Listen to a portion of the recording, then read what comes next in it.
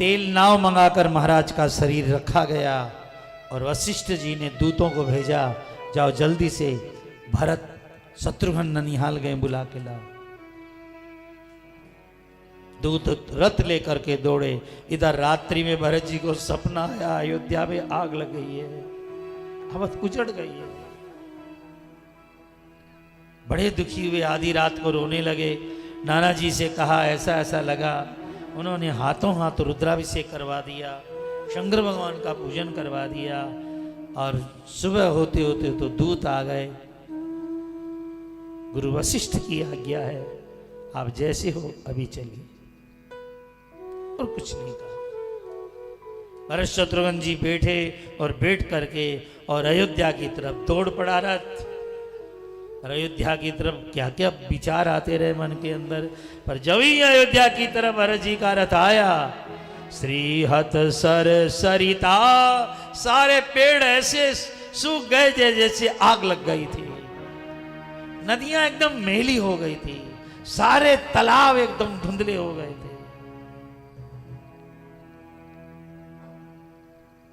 हर मकान हर महल की श्री खत्म हो गई थी, सारे फूल मुरझा चुके थे, जहां करोड़ों करोड़ों बाग बगीचे खिले थे सब कलियां लटक चुकी थी।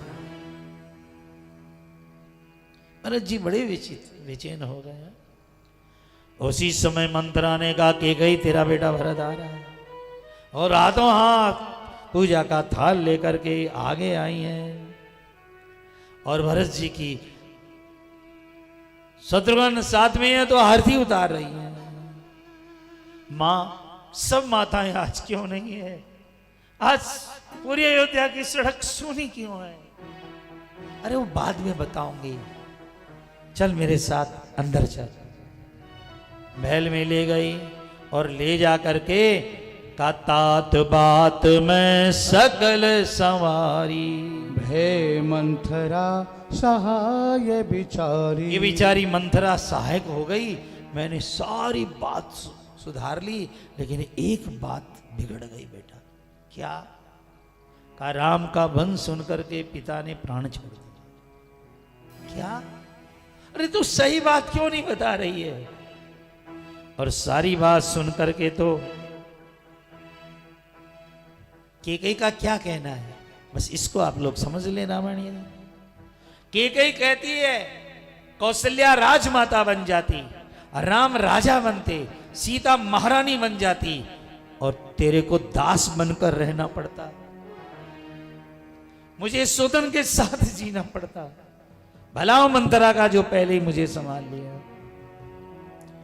भरत जी हा पिता कह करके धरती पर पछाड़ खा करके गिर पड़े।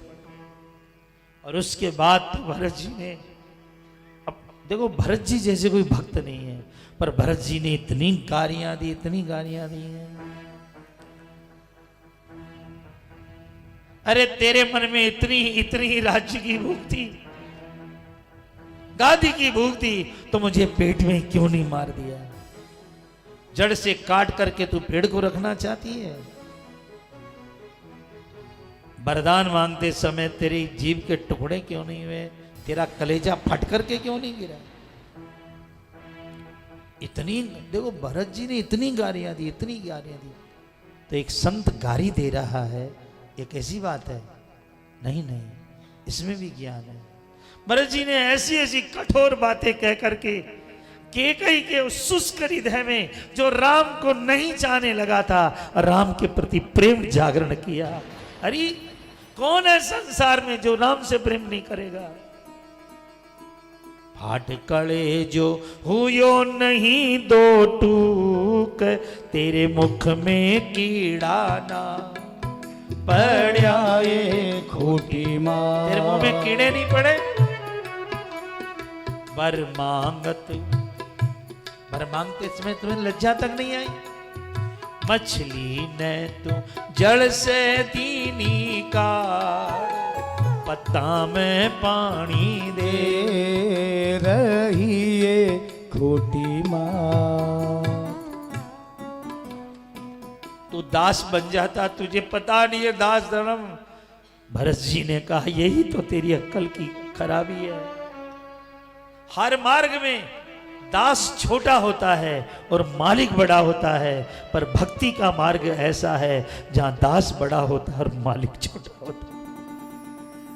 राम भक्ति के करोड़ों करोड़ों जन्मों का पुण्य होता है, तब कोई दास बनता है राम का। अरे मेरे सौभाग्य को छीनने वाली, मुझे दास बन करके, सेवक बन के सेवा छीनने वाली, जा, जब तक जीऊंगा तब तक तुझे मां नहीं कहूंगा।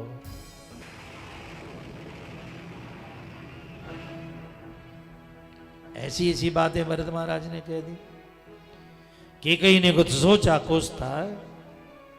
लेकिन भैया उसके बाद भरत जी महाराज रोते हुए सीधे कौशल्या के महल में गए और कौशल्या जी भरत जी को देखते ही दौड़ करके हृदय से लगा लिया, गोद में बैठा करके भरत जी रो पड़े। मां, मैं सच कहता हूं मां, राम को वन निकालने में मेरा कोई हाथ नहीं है। माता पिता को मारने का जो पाप लगे हो मां मुझे लगे, यदि मेरी थोड़ी सी भी सम्मति रही हो तो। गौशाला का धन खा जाने वाले, अपने माँ बाप की कमाई को गलत कामों में लगाने वाले पुत्र को जो दुर्गति होती है वो मां मुझे मिले, यदि मैंने कुछ किया होता। कपटी कामी लोभियों को जो गति देते परमात्मा, वो गति मुझे दे। कौशल्या ने कहा, भरत कौन कहता है, तेरी सम्मति है? तेरी बिल्कुल सम्मति नहीं है भरत। कौशल्या समझा रही भरत को। भरत जी ने तो बहुत कहा, मां, गौशाला में आग लगाने वाले, धर्म के शास्त्रों को जलाने वाले, धर्म की निंदा करने वाले को जो नरक मिले वो मुझे मिले, यदि मेरी सम्मति हुई है तो। मां ने कहा, भरत शांत रहे, मैं खुद खड़ी होकर के तेरी बात करूंगी, तुझे कलंक कौन लगा सकता है। उसी समय गुरु वशिष्ठ जी आ गए। भरत जी, ये रोने का समय नहीं है, पिता की लाश पड़ी हुई है। भरत मौन हो गए। उसके बाद जा करके पिता का क्रियाकर्म करने के लिए जिस तरह से गुरुजी ने जो जो बातें बताई वो भरत जी महाराज ने की है। वामदेव वशिष्ठ मुनि सब लोग आ गए और नृपतनुवेद विदित अनवा शरीर को नहलाया गया, सुंदर विमान बजाया गया, पर चंदन अगर भार बहुलाए, अमित अनेक सुगंध सुहाई, सरयू तीर रचि चिता बनाई, जन सुरपुर सोपान सुहाई। दुनिया की रीति साफ साफ यहाँ पे नजर आती है चार चार बेटे जिसके उसकी लाश भिन्न भिनाती है। चार बेटे हैं पर लाश कितने दिन पड़ी रही है। दरअसल जी को आग लगाई गई है। दुनिया में रथ चलता है, जगत से दशरथ चलता है। दुनिया वालों देख लो यहाँ कौन यहाँ में रहता है।